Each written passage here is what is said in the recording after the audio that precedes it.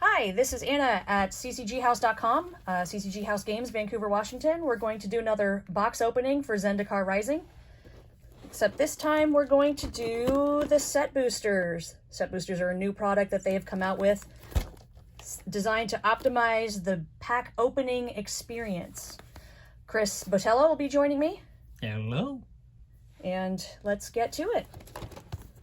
Opening these is going to be kind of exciting to me because I'm still not entirely certain what all the differences between set boosters and draft boosters are. So we're going to get to kind of figure it out as we go. Well, on the very front of it, you are guaranteed foils in each pack and up to 4 rares. So it doesn't mean that you're going to get 4 rares, but you can get up to 4. Ooh, a little bit of a different display. Yeah, one of the first differences you can see in here is that there's fewer packs. There are only 30 instead of 36 packs that you usually get in the draft booster box. Also comes with an expedition box topper, which we will save and open at the very end. You can see what kind of hot card we got. All right, Chris. Alrighty.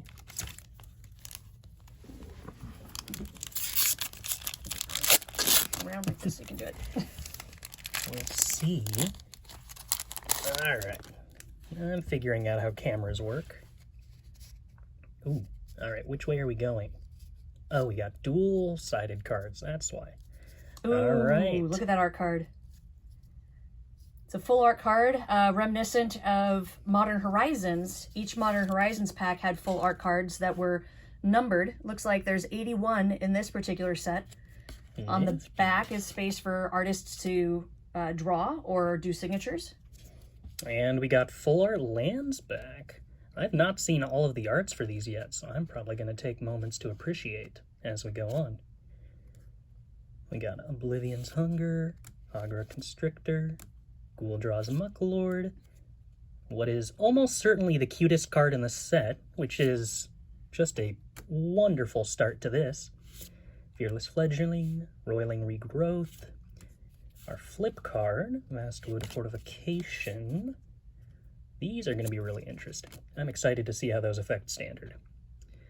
Expedition Skulker, Fissure Wizard. Ooh, another one. Hagra Mauling. Alright. And Lithiform Blight. So far, that seemed reminiscent of a draft booster. I'm not certain what was different.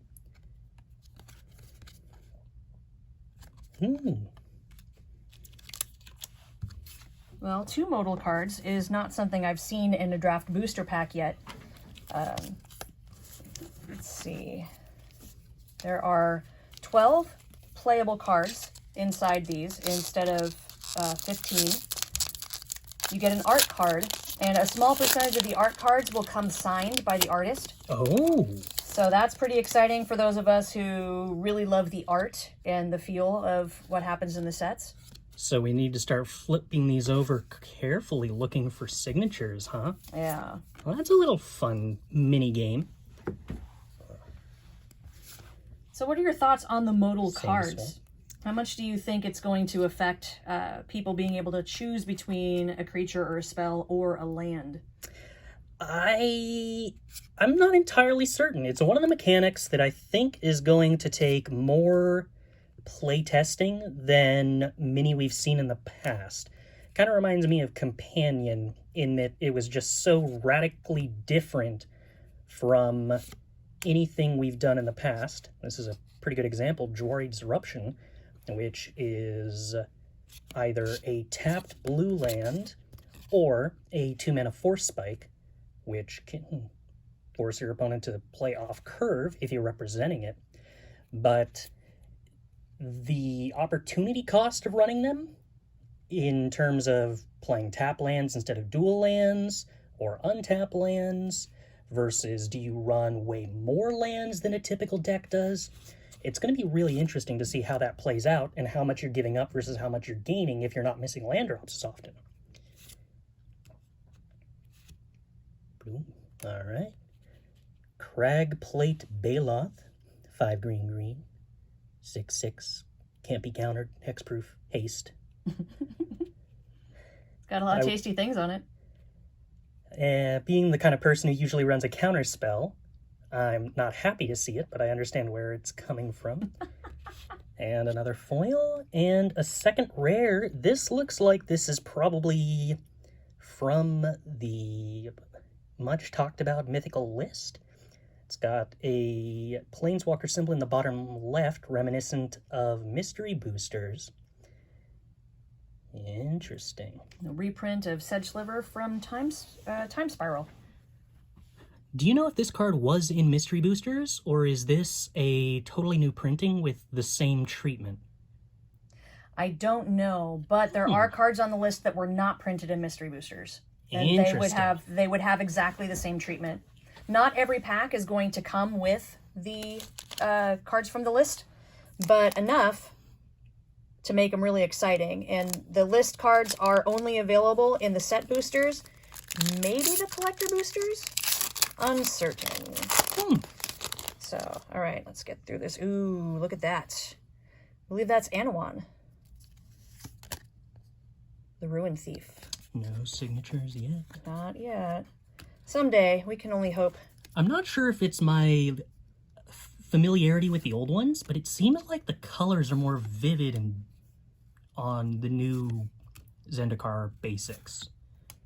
It's probably just me not being familiar with them, but I do dig it. I think real good. I think it has to do with the print runs too. The card quality and where they print the cards is different now than it was in the previous 2 Zendikar blocks. Yeah. For those who are new to the game, this is the re-return to Zendikar. This will be our 3rd time visiting the plane, and it's always fun every time we do it.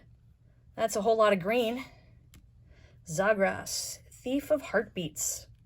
Costs 1 less to cast for each creature in your party. When you have a party is rogue, cleric, warrior, and... Not druid, wizard. Wizard, yes. If you have one of each of those, you then have a party reminiscent of D&D, and some cards in this set will give you abilities for having party cards. There we go, there's another one that actually lays it out. Stonework Pack Beast is also a cleric, rogue, warrior, and wizard, so this guy is your party. A party and a card. A very good robot dog. Ooh. Colonian Hydra. I know there are a fair number of people who'd be excited to see this reprint from Hydra from M14. Note the Planeswalker symbol in the corner. Looks like it has a slight color variation from the original card in M14, but not enough to make it seem super weird. Yeah. Pretty nice reprint. Very similar to mystery boosters in that regard. So far we've still continued the trend of 1 rare and 1 foil in each pack. Ooh. Well, not accounting for the list cards anyway. I am kind of excited that I opened this one upside down, or backwards, so that I could see this. A little thing with a minigame. Who knew that was going to happen? Now I'm really into this. Okay, so unlike Jace, not all of us can rely on telepathy to solve a mystery. Using other cards as clues, discover all the facts about your opponent's mystery card. Oh my gosh. So perhaps you could stick the card on your forehead and everyone could look at each other's cards? No, that's not that game. Randomly determine who goes first. That player is the secret keeper and their opponent is the detective. Interesting. That's a fun little addition to this. I wasn't expecting that they would do that. Ooh, more rules. Discover all 4 facts about the mystery card using as few cards as possible, and the detective who guesses correctly using the fewest clue cards wins. That's a super fun thing to play between rounds. If you're playing at a pre-release or any kind of standard event or whatnot. Yeah. I'm kind of really interested in that. I'm going to hold that off to the side so I can talk to people about that. Ooh, let's take a look at that. This is the art for Grimclimb Pathway. Donato Giancola makes really quality art. I really love the opportunity to see the art for cards more zoomed in a physical setting. You notice details that you never really notice when you're looking at the art as half of the total space on a card. Death Touch as long as you control another rogue. That's pretty neat.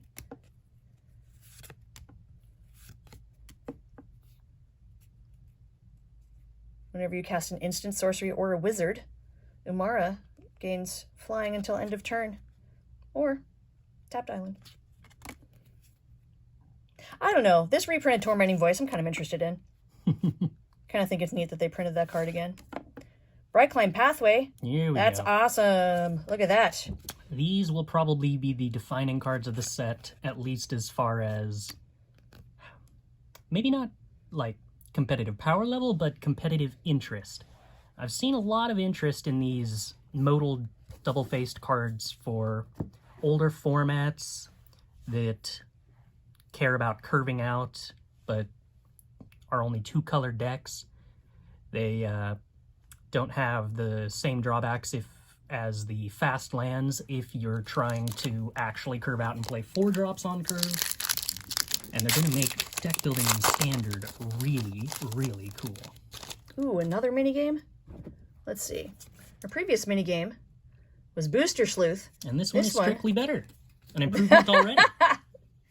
The other games seem pretty fun, but this one is better. Some cards are strong in Standard, others shine in Draft, but which card looks the tastiest? Ooh, that's dangerous. I know people who have eaten cards before. Take turns being the judge and decide which Magic card is the best of the best in each wacky category. The judge picks a card from the category from the list, and then everyone has to talk about which card is the best one. So it's Magic Super Fight? It sounds just like it. Interesting. It sounds just like it. The next fad diet. Ooh. That would be some form of food card. All right. There's the art card. Oh, no signature. Yet. Someday. Maybe someday. Try to get through these a little bit faster.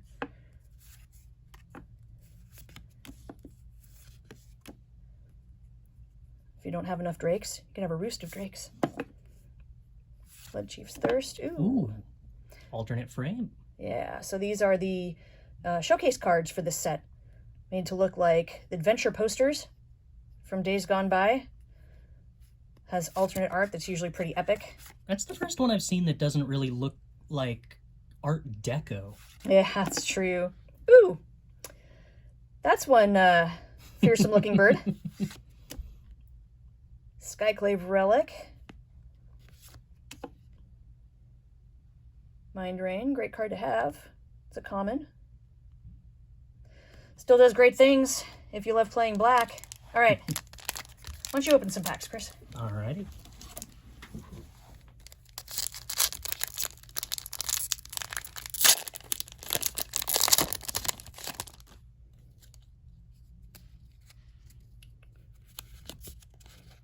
Reclaim the Wastes. Oh, and here I was totally thinking that was going to be an ooze card. Foil at the front of the pack. Hey. Interesting, but also very nice. Shaboom. Ooh. Negate with yet another reprint. And here we go. This is the sort of alt art that I'm used to, with kind of that vaguely Art Deco, but a little bit of extra coloring in it.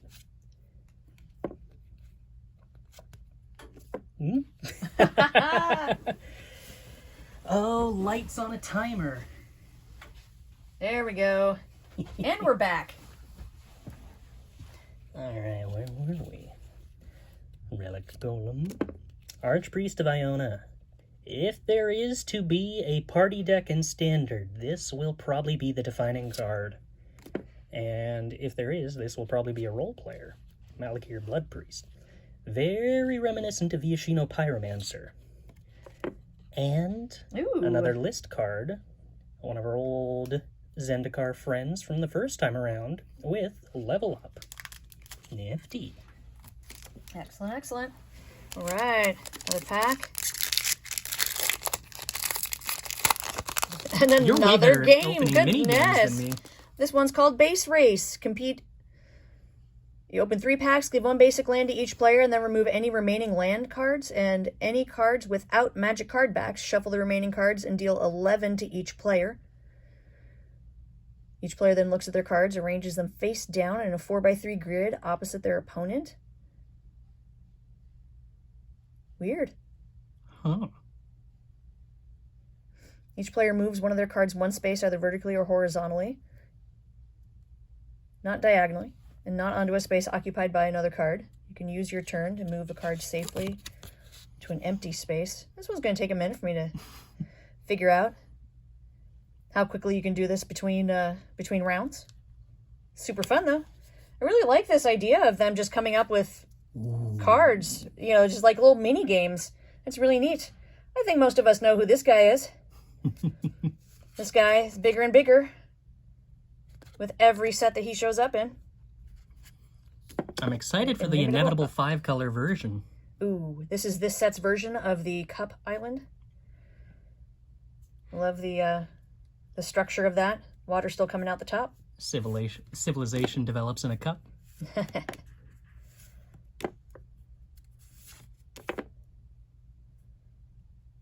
This must be insane as a foil. Yeah, with Look at the effect on that. bright coloring. Skyclave Pickaxe. I have not seen this version yet. This is really appealing as a showcase card. Yeah, I'm really digging the showcase cards this time around. Yeah, Reclaim the Wastes. Yasharn, Implacable Earth, Elemental Boar. I look forward to stumbling over the word implacable for the remainder of that card's time in Standard. All right. Skyclave Shade. Chilling Trap. Interesting little card. All right. Go.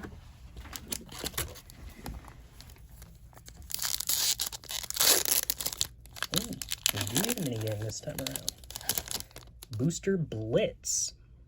Best your opponent in a series of fast magic games using only the cards from a single pack. Oh, so reminiscent of some of the booster draft games that I think they did at the beginning of GPs. I never actually got around to doing that. I was usually registering for PPTQs at the start of that. But this sounds very similar. Infinite mana. There's a set of terms. Boop. All right, what do we got? Ooh. Seagate Restoration. Now that is some pretty art.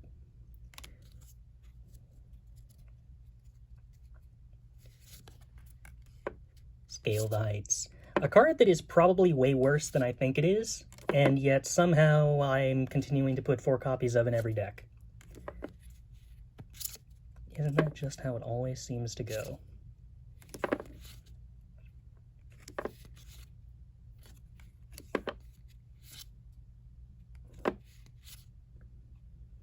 Oh, okay, that's interesting. The common right before the rare.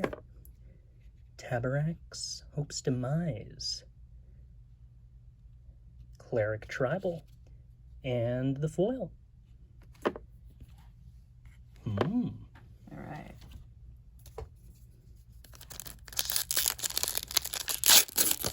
Steal a couple of these back. All right, now, what is this? Ooh. Oh, interesting.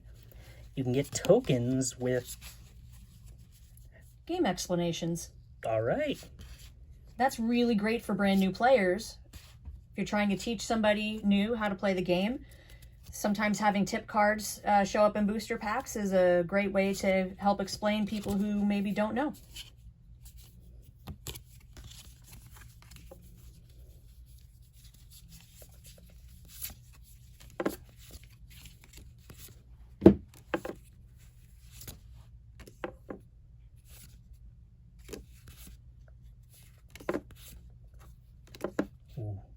Yeah, the hit rate on these showcase cards just being really pretty is very high so far. And Lotus Cobra, everyone's favorite, no longer mythic friend. Just super quick example of the difference between a regular card and a showcase card. Skyclave Pickaxe. This is what the regular card looks like. It's pretty cool. Has kind of a rainbow effect on the blade. Huh? The very stylized version of the pickaxe in the adventure card. You know, it should have been obvious, but only looking side by side do I realize now that those aren't actually the same art with only a different frame. Oh, wow. No game. I'm bereft. I love all the mini games. All right. But an explanation of the difference between draft boosters and set boosters. I might be interested in this. Yeah, it's pretty good. I'm going to hold on to this. Okay, so draft boosters are your classic booster pack, the way Magic's been making packs since the dawn of the game, with a couple of notable exceptions. I'm looking at you, Fallen Empires and Homelands. Draft boosters are perfect for limited. They're designed to play a particular type of sealed tournament. That's booster drafts. The mathematics behind 36 packs inside a box, 15 cards that are playable, is pretty perfect for that. The set boosters, like we said in the beginning, are designed to optimize the pack opening experience so you get more flavor and more feel and more punch and up to more rares than you do in a classic booster pack. Now this is pretty cool. This is Jace, Mirror Mage. This is his showcase version by David Raposa. I like the frame of Jace doing different Jace-related things as he does in the story of Zendikar Rising. Very Indiana Jones-esque on that art. Yeah. The art's very different from his regular card. His regular card looks like Jace doing mind things, like Jace does. That one, he has a little bit more of a sinister look to him. When they asked the artist why he chose to have that kind of look for Jace, which is not common for him, the artist said that he wanted Jace to look like he had some form of expression, which I thought was a great response. The Jerboa. I feel like we need to build a mouse deck. There's not enough mice. I think that might be the only non-token mouse in Magic currently. Valakut Awakening. Ooh, look at the art on that. I am That looks excited so for good. that card. And Valakut Stoneforge. Any number of cards from your hand, the bottom of your library, then draw that many cards plus one. So it lets you cycle through your deck without having to lose anything.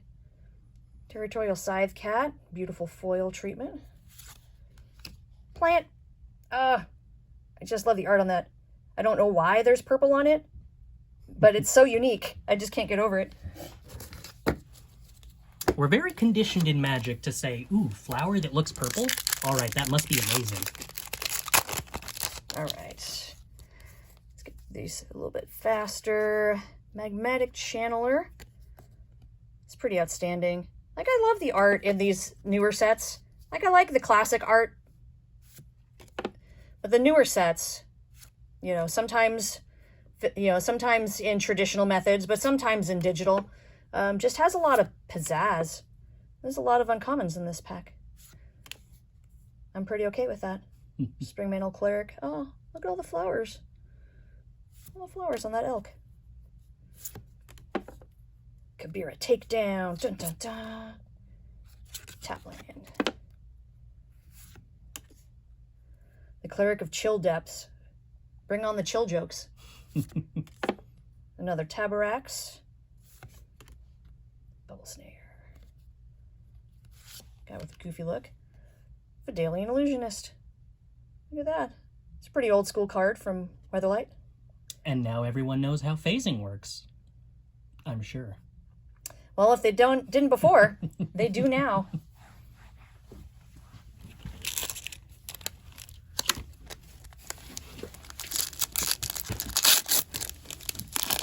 All right.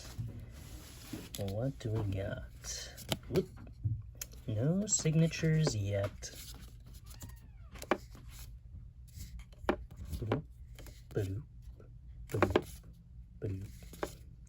Now, one of the things that I thought I had heard about these set boosters that I'm not sure whether I haven't been paying enough attention or if perhaps I heard wrong originally.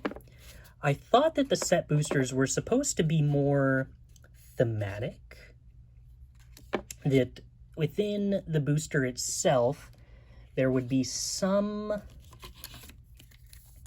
theme unifying the cards, or two themes unifying the cards, and I thought that was originally going to be very heavily color-based, reminiscent of theme boosters from previous sets, but so far I haven't really been noticing that, which makes me wonder if I haven't paid enough attention to the cards, or whether I was misinformed.